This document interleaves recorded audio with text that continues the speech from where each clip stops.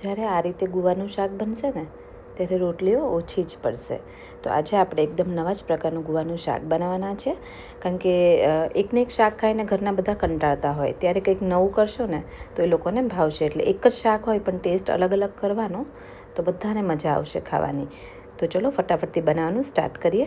તો અહીંયા મારી પાસે 100 ગ્રામ જેટલો ગુવાર છે, એટલે આ શાક તમે 2 થી 3 જણ માટે બનાવી શકશો એટલામાંથી પણ.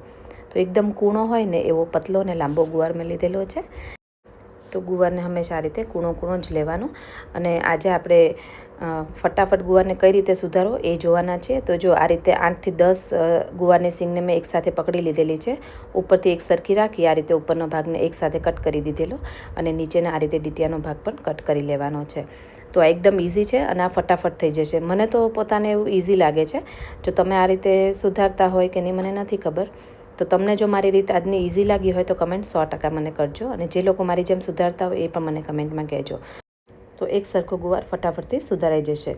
અહીંયા નાનો મોટો તમે જે રીતે સુધારવા માગતા હોય એ રીતે તમારે કટ કરવાનો રહેશે. તો આ તો મને એવું લાગે કે હું ફટાફટ આ રીતે કરી શકું છું. હવે એકદમ સિમ્પલ મસાલા અને ઘરમાં રહેલા મસાલામાંથી જ આપણે બનાવવાનો છે ટેસ્ટી એવો. તો અહીંયા આ બાજુ આપણે ગુવારને ધોઈને સાઈડમાં રાખી લીધેલો. હવે 2 ચમચી જેટલા સિંગદાણા, એટલે કે 1 મુઠ્ઠી જેટલા સિંગદાણા લીધેલા છે. 1 ચમચી જેટલા સફેદ તલ, અને અહીંયા મેં કોથમીરને ધોઈ અને સૂકવી દીધેલી હતી. પછી થોડી કોથમીર આ રીતે અંદર એડ કરશું. તો એક જ મસાલામાંથી એકદમ મસ્ત અને ફટાફટ બની જાય. અને તમારે ઉતાવળ હોય ત્યારે શું કરવું એ પણ હું તમને કહીશ. હવે ટેસ્ટ પ્રમાણે મીઠું, અહીંયા ગુવારના ભાગનું મીઠું પણ એડ કરી દીધેલું છે. સાથે નાની અડધી ચમચી જેટલી હળદર, 1 ચમચી લાલ મરચું, 1 ચમચી ધાણા જીરું નાખી આ બધી વસ્તુને પીસી લેવાનું છે. તમે ઈચ્છો તો આની અંદર પીસીને પછી આ ટાઈમે ગોળ પણ એડ કરી શકો છો, એ તમારા પર છે. હવે અહીંયા 3 ચમચી જેટલું તેલ, 2 થી 3 ચમચી તેલ મૂકવાનું. તેલનું પ્રમાણ તમે ઓછું વધુ કરી શકો છો. તેલ થઈ જાય એટલે એમાં નાની અડધી ચમચી જેટલા અજમા નાખવાના છે. ગુવારના શાકનો વઘાર હંમેશા અજમાથી જ કરવાનો. અજમાઈ થઈ જાય ને એટલે આ મસાલો નાખી દેવાનો. જો આ મસાલો છે એવો છે કે તમે આને ફ્રીજમાં સ્ટોર કરીને પણ રાખી શકો છો. જ્યારે ઉતાવળ હોય અને સવારે તમારે ટિફિનમાં કેમ શાક લેવું હોય તો ફટાફટ તમે આ મસાલો બનાવેલો હશે તો તમે કરી શકશો. અને મેં તમને કીધું એમ ગોળ નાખીને રાખશો તો ફ્રીજમાં સ્ટોર નહીં કરતા. એ તમે આ રીતે લાસ્ટમાં ગોળ એડ કરજો, અથવા તો શાકમાં એડ કરી દેજો, મસાલામાં નહીં કરવાનું, નહીં તો બહુ લાંબા ટાઈમ સુધી નહીં રહે એટલા માટે. હવે આપણે આમ આ 2 મિનિટ માટે એને થોડું પાણી નાખીને મેં સાતળી દીધો મસાલો, અને આપણે તરત જ આ ગુવાર અંદર એડ કરી દેવાનો છે. હવે ગુવારને આ કોટ થાય ને એ રીતે આ રીતે મિક્સ કરી દેવાનું, એટલે એકદમ સરસ લેયર રેડી થઈ જશે ગુવાર ઉપર. એટલો શાકનો ટેસ્ટ એકદમ વધી જશે. તો 1 મિનિટ માટે આ રીતે રહેવા દેવાનું. 1 મિનિટ થાય એટલે એને ફરી આપણે હલાવી દઈએ. એટલે મસાલો એકદમ સરસ ભળી ગયો છે ગુવારમાં. અને પછી એના અંદર આપણે પાણી એડ કરવાનું છે.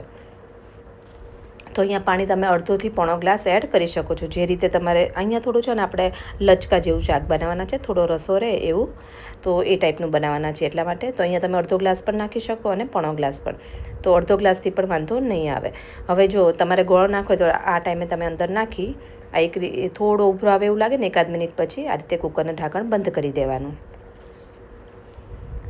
હવે અહીંયા કુકરમાં ઢાંકણ બંધ કરી મીડિયમ ફ્લેમ પર 3 વિસલ આવવા દઈએ. કારણ કે એકદમ હાઈ ફ્લેમ પર હશે ને તો ચોંટવાના ચાન્સીસ રહેશે. એટલે થોડું આપણે પાણી વધારે જ નાખ્યું હતું, એટલે પ્રોબ્લેમ ના થાય.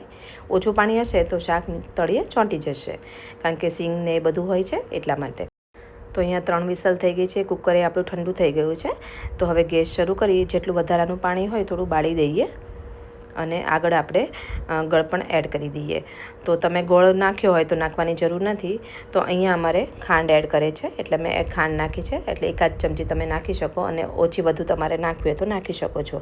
કારણ કે ગુવારનું શાક થોડું કડવાશ પડતું તમને લાગશે, એટલે એમાં થોડું ખાંડનું પ્રમાણ હશે, એટલે કે ગળપણનું પ્રમાણ અથવા તો ગોળનું, તો ટેસ્ટ વધારે સરસ આવશે. તો આ રીતે સરસ ઘટ્ટ રસો થઈ જાય, તેલ છૂટું પડી જાય એટલે ઉપરથી તમે થોડી કોથમીર નાખી સર્વ કરજો ગરમ ગરમ. આને તમે ભાખરી, પરોઠા, રોટલા સાથે એકદમ ટેસ્ટી એવું શાક લાગશે. જો આ રીતે ના બનાવતા હોય તો એકવાર જરૂરથી ટ્રાય કરજો.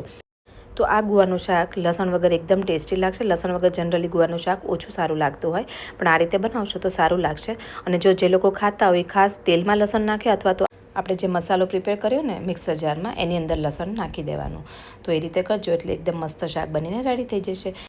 તમે મને ક્યાંથી જુઓ છો કમેન્ટ કરીને જરૂરથી જણાવજો, તમારા સિટીનું નામ કે ગામનું નામ. તો ચલો ફરી મળીએ એક નવી રેસીપી સાથે. Thank you.